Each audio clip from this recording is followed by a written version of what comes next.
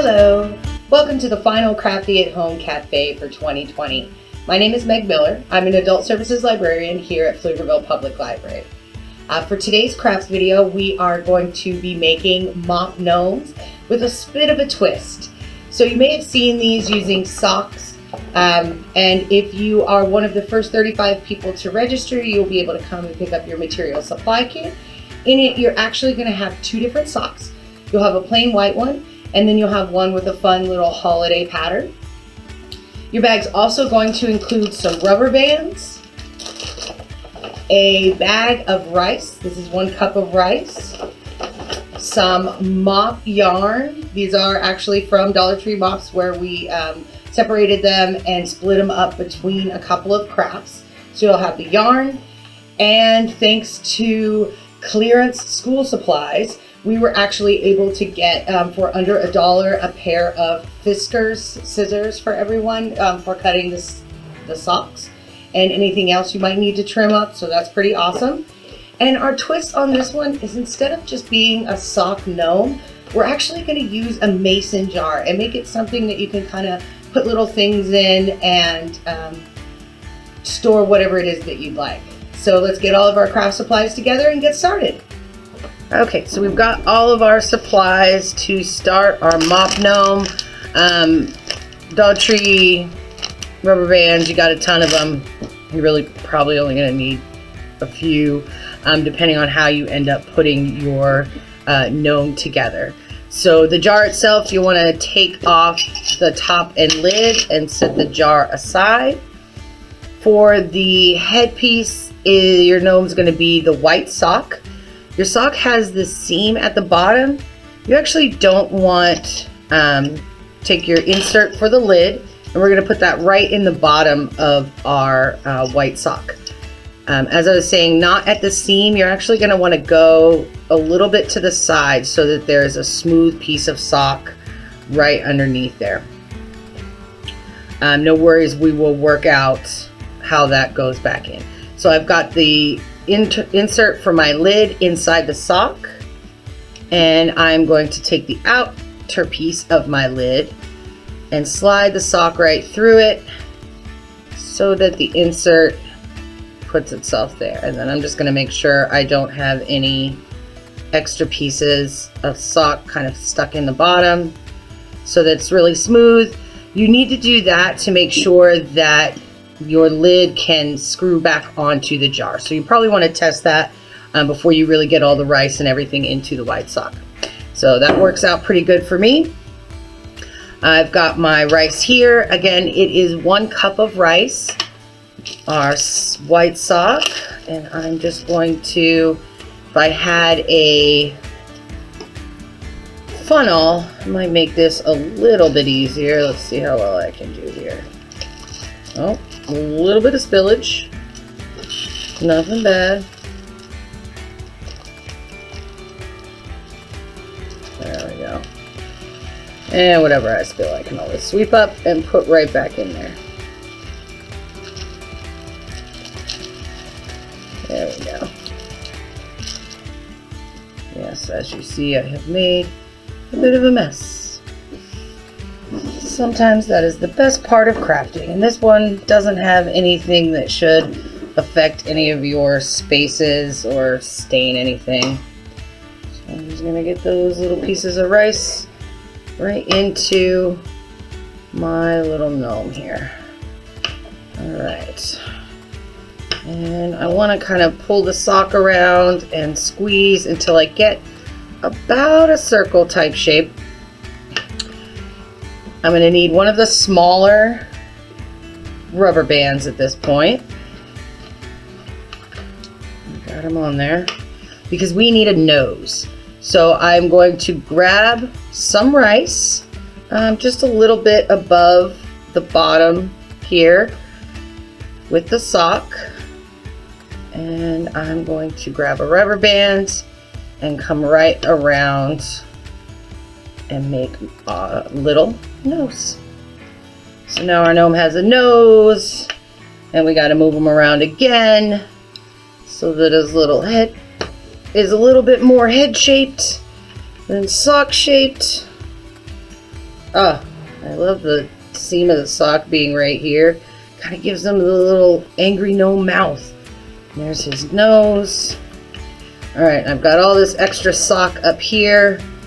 I'm going to just fold it over and get another rubber band. Angry little gnome man. And this one I'm going to double up as well.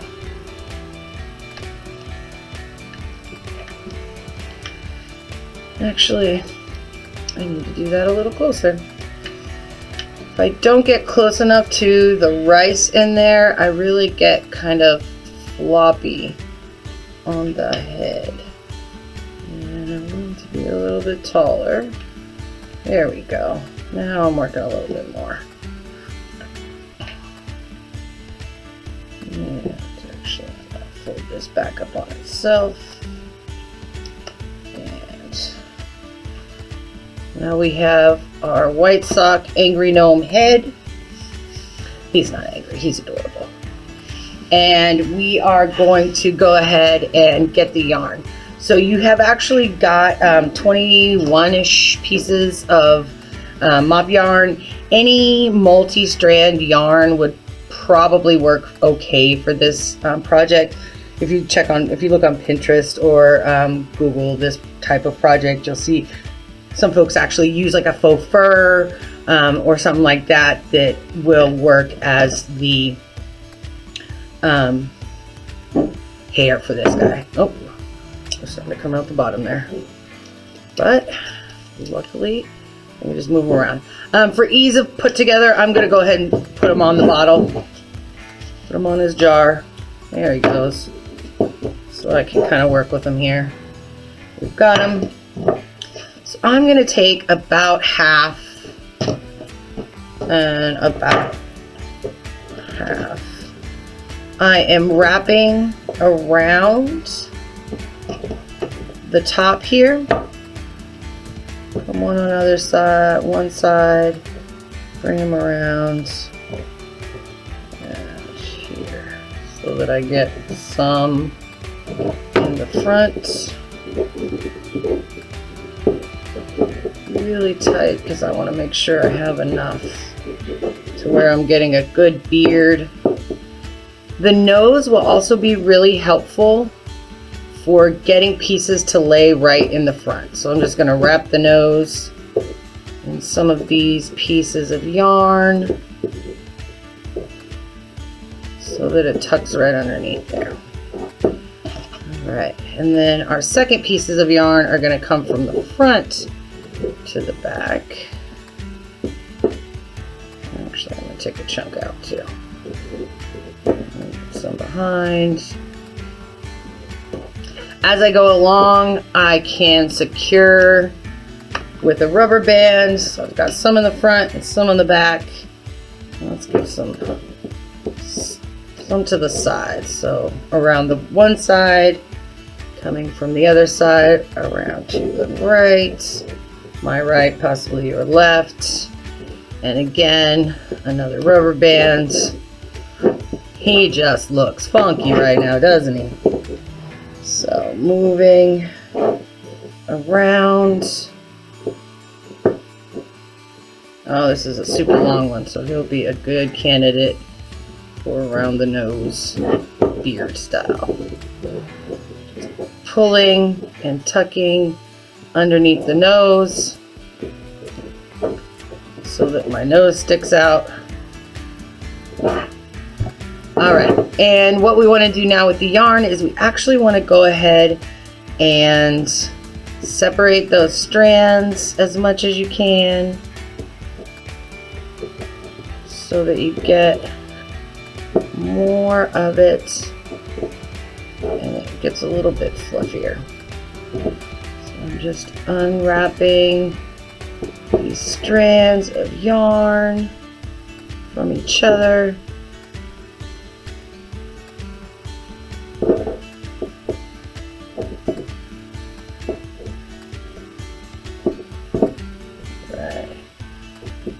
Doing that to these pieces that are down here in the front will give you more of the beard.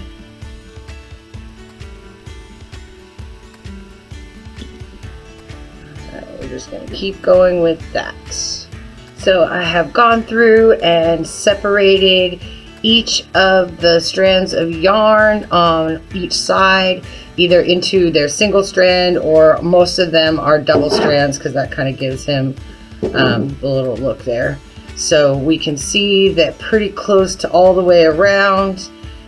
We've got some good coverage with the yarn for his hair. Also, my little top piece came up. I can kind of flip this over, almost like a little hat there. So you could, if you wanted him to just have a little white hat, that would work too. He's gonna need a haircut.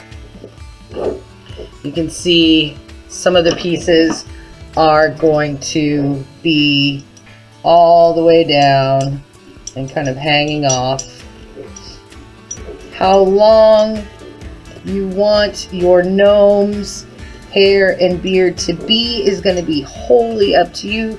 Just kind of spun them there to get a good start and get a bunch of the yarn off. Make sure I can still move pieces around to make sure that most of him is covered. And then I am going to give him a little bit more of a beard shape. So right about the edge of his nose, I'm going to cut up. I'm going to come around, giving him a little haircut. During quarantine, I definitely gave no one a haircut, even myself. He is the only one. And it's going to be probably as bad as it would have been. So I'm just going to trim down there. Again, kind of to the side of the nose. I'll come up a little bit so that it gets a little bit more of a beard shape there. And then I'll be able to trim the sides up as much as I would like. There's the back of him, just over the jar. Oh, got a straggler.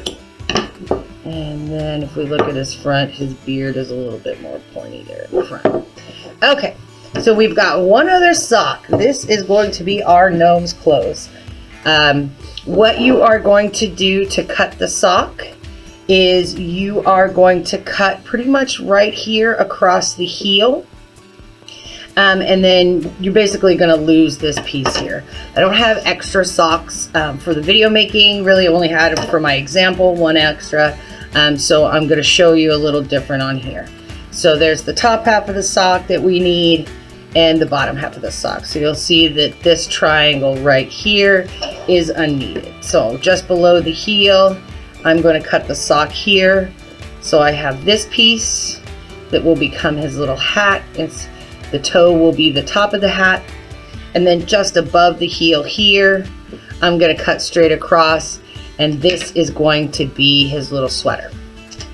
So I'm going to, for this purpose, for the video, take him off. Here's our jar. Here is the top half of our sock, and I am going to use the bottom, well, what would be the top of the sock, this there as the bottom of the jar. So I'm just going to slide my jar right into this piece of sock so that that bottom of the sweater comes just above the bottom of the jar so it sits good. I can, for added stability, add a rubber band here right below the jar lid to kind of keep that piece of the sock on there. So now he's got his sweater. We can put his little head back on to the jar body. So now we've got our gnome with the sweater, but now he needs his hat. So actually, oh, there's my other rubber band. It was hiding. So you see, I mean, he's got the little white hat if you just wanted to leave him that way. Or we can make use of the toe of the sock as another hat. So I'm just going to slide that right on. Now if it comes right up to the nose, that's pretty good for you. Our little gnomes here don't have eyes, so we definitely want it to stay. Again, I'm just using a rubber band to come all the way down, and that will help hold his little sock hat on.